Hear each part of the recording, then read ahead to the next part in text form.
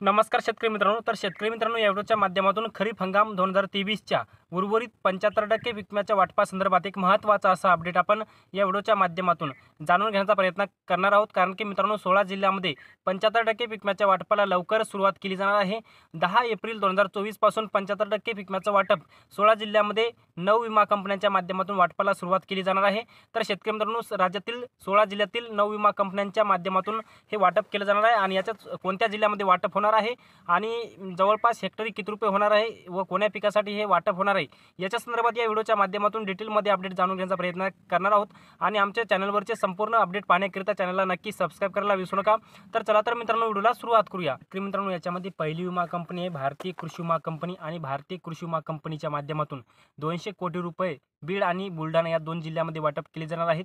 दुसरी विमा कंपनी आहे Cholamandalam MS. General insurance company limited.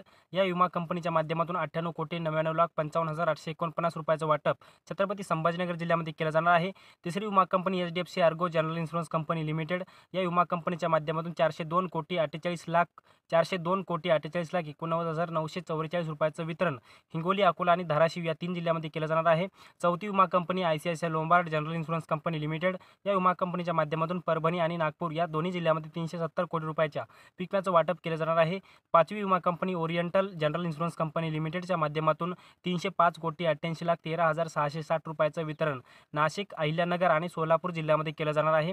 सहावी विमा company Reliance general insurance company limited. या विमा कंपनीच्या माध्यमातून 300 कोटी रुपयाचं वितरण सध्या यवतमाळ व अमरावती जिल्ह्यामध्ये सध्या हे वाटप सुरू आहे. मित्रांनो, पुढची विमा company SBI life general insurance company limited. या विमा कंपनीच्या माध्यमातून लातूर जिल्ह्यातील 28 राहिलेल्या महसूल मंडळामध्ये 25% अग्रिमचं वितरण सध्या बाकी आहे.